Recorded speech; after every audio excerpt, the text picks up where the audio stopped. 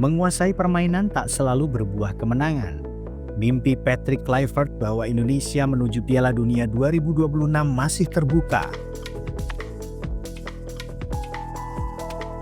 Main lebih terbuka, agresif menyerang, dan mendikte lawan sepertinya belum cocok dengan Indonesia.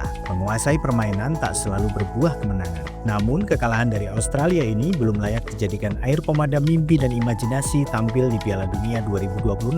Perjuangan harus dikobarkan. Seperti minum jamu, kekalahan ini harus jadi memotivasi untuk laga berikutnya. Seperti juga kekalahan dari Jepang dibayar dengan kemenangan atas Arab. Berikutnya lawan yang akan dihadapi adalah Bahrain. Pertandingan ini akan berlangsung di Stadion Utama Gelora Bung Karno, Senayan pada Selasa 25 Maret malam. Mimpi dan imajinasi tampil di Piala Dunia 2026 harus tetap dihidupkan. Hujatan dan kritik bisa saja mendera, tetapi semangat juang sama sekali tak boleh patah.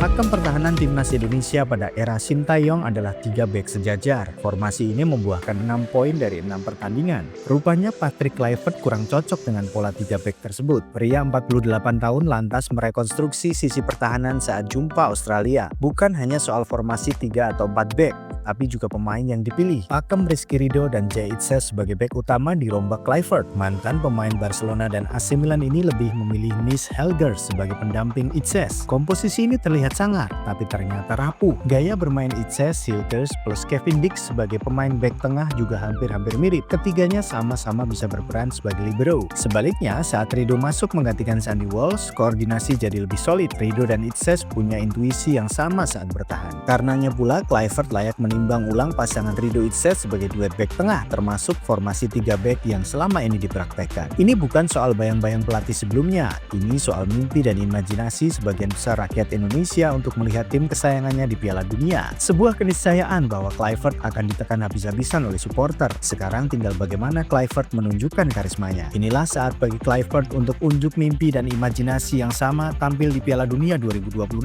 Jika sama mimpinya, bangkit dan berjuanglah lawan Bahrain. Kita harus tetap semangat dalam mendukung timnas Indonesia. Janganlah kita saling menyalahkan. Patrick Kluivert sudah berusaha yang terbaik. Diketahui menukil dari halaman AFC, timnas Indonesia tercatat memiliki penguasaan bola 60,2%. Artinya tuan rumah Australia cuma punya 39,8% ball position dan Indonesia lebih unggul. Dari jumlah tembakan, Indonesia juga unggul dengan total memiliki 11 kali tembakan, namun hanya 4 yang on target. Sedangkan Australia cuma melakukan 9 kali percobaan, tetapi ada 7 yang on target dan 5 diantaranya berbuah gol. Dari segi permainan, timnas Indonesia mencatat 520 umpan dengan akurasi 86%. Angka itu lebih banyak dibandingkan Australia dengan 349 kali umpan dan akurasinya 81,4%. Sementara dari segi bertahan, timnas Indonesia melancarkan 16 kali tackle berbanding 6 milik Australia. Skuad Garuda juga mencatat 8 sapuan berbanding 34 kali sapuan dari Australia. Kekalahan ini mungkin berarti Dewi Fortuna belum memihak ke Indonesia. Kekalahan ini juga bisa dijadikan cambuk pengalaman yang berharga supaya kita tidak terlalu sombong dengan pemain yang berlabel kelas Eropa. Dan tentunya dengan kekalahan ini kita bisa lebih baik lagi dalam menghargai sebuah proses.